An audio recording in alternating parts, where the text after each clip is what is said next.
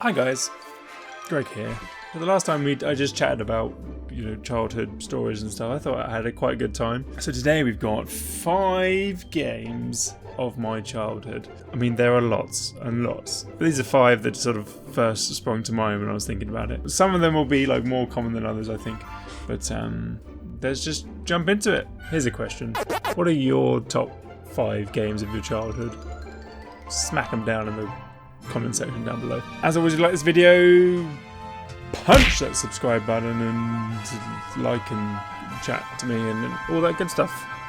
Let's go. So first up, we have Dr. Brain. More specifically, I found out doing the research for it, the island of Dr. Brain. Now, this was on, here's the thing for you kids, this was on DOS, right? So this was on an old computer, which you boot up with like green screen, and the floppy disk with Dr. Brain on it would go in and it would boot up from there. My dad, to this day, at the very mention of the word brain, he would assume it with Dr. Brain and go,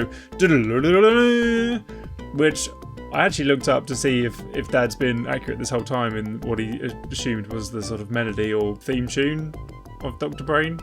I think he was singing like the publisher theme or whatever Sierra were at the time.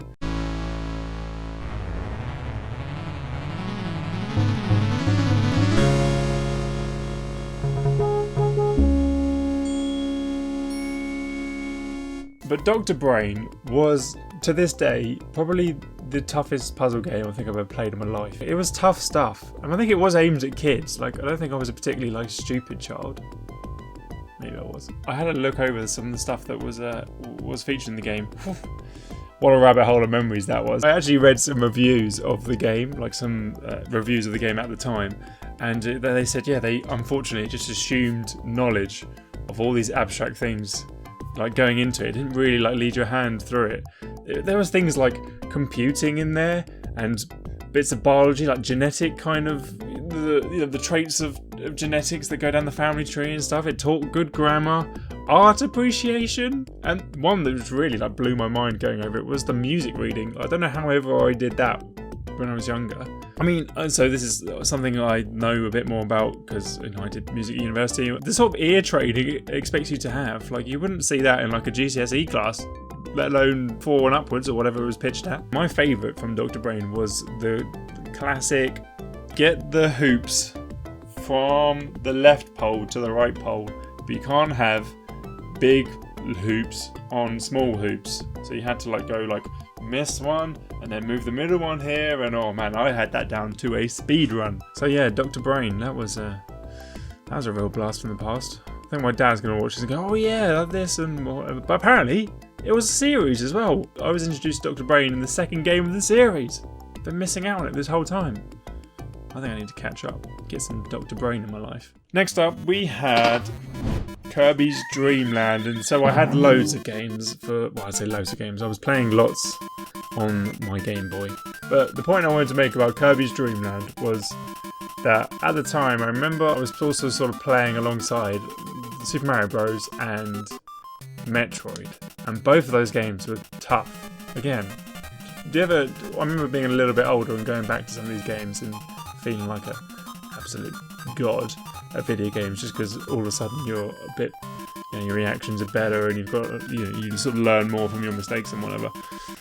But Kirbys Dreamland just really, I think it was a bit more manageable for me at that age, and I ran and ran and ran Kirbys Dreamland. I'm surprised the cartridge didn't just disintegrate. This is the thing, when you have your own disposable income and there's, to be honest, there's more games out nowadays and whatever. When you were younger, your parents, if you're lucky, you'd get a game for your birthday. Maybe Christmas, and that would probably be it for the year. You'd have 2 new games a year, if that. And so you really had to get everything out of the video games that you had. Kirbys Dreamland. I think I probably could, if there's one game I could speedrun, compete with the best of the day. Original Kirbys Dreamland. Got that down to a T.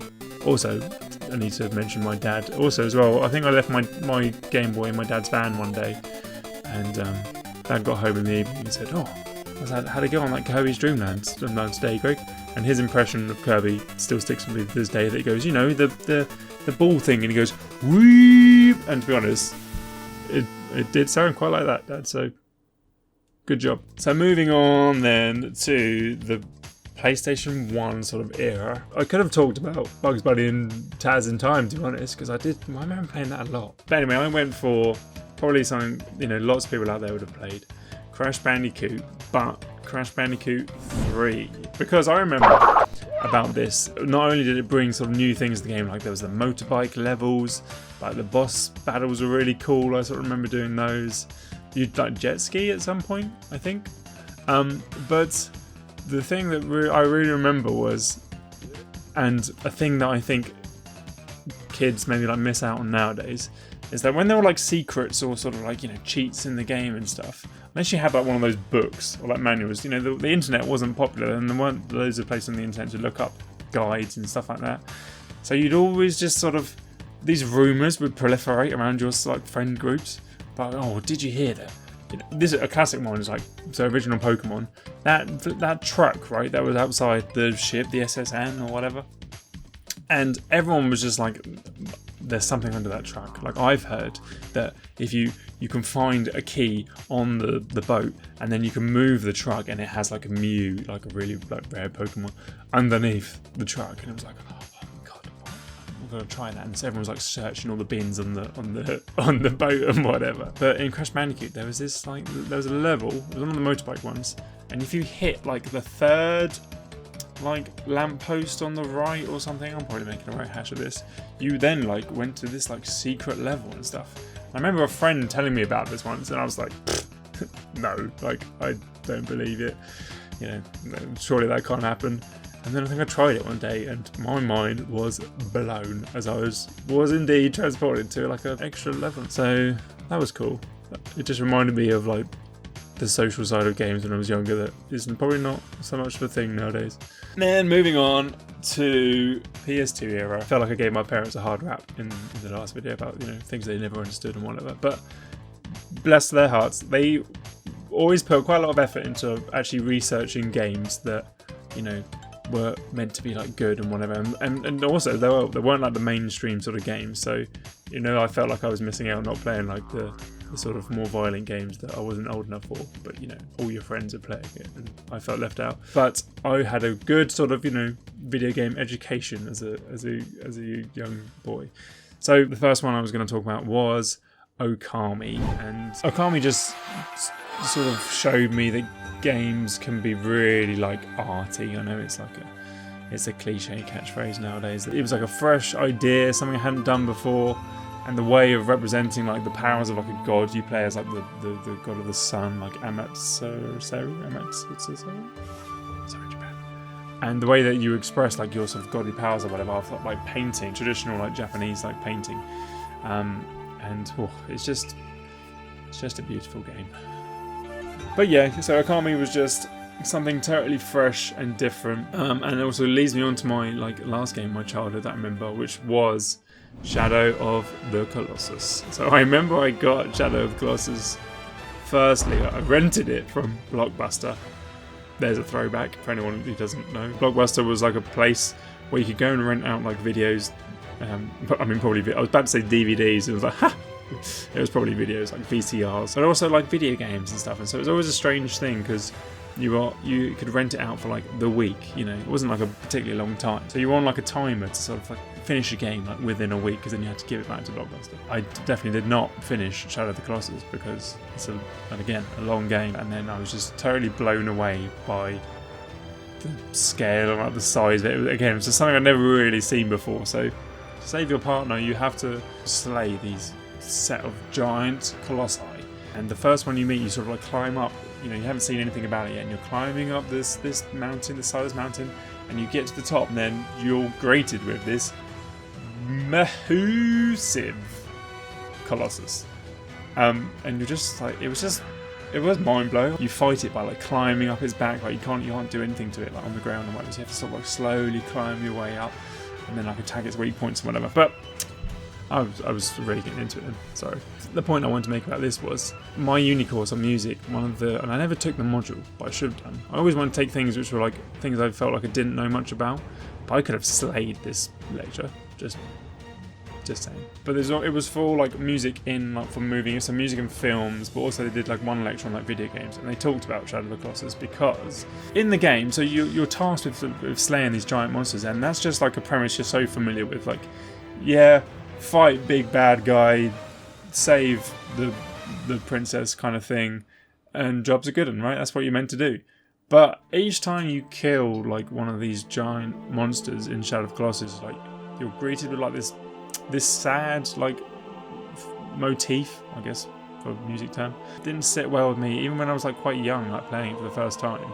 You feel like, because when you're fighting originally the monsters, like, you know, dramatic kind of cinematic fanfare music and whatever, and then the thing dies, and then it's just kind of like a sad thing, and then you find out at the end of the game that you've been doing like the wrong thing the whole time.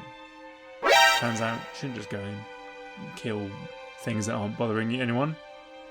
So yeah, it was the first time I'd seen like a game that, you know, the story was being told like through like the music, and that was just one of the things I remember from early age, like being just quite interested in music and how it makes you feel, and the things it can tell us without showing us anything, if that makes sense. So yeah, that was a brief look into 5 games from my childhood. There were plenty more, and if bloody creaky chair. And if anyone was here, you know, more of my ramblings on the games from when I was younger, then hit me up down below and I will gladly make another video. But that's all for now. As always, you can catch me on Twitch. Maybe I need to load up Dr. Brain. Now that would be a stream, wouldn't it? Better be able to do the flipping puzzles today. That'd be embarrassing. You can see me on Twitch on Mondays, Wednesdays and Fridays, sometime in the afternoon. And I shall see you all soon. Bye for now.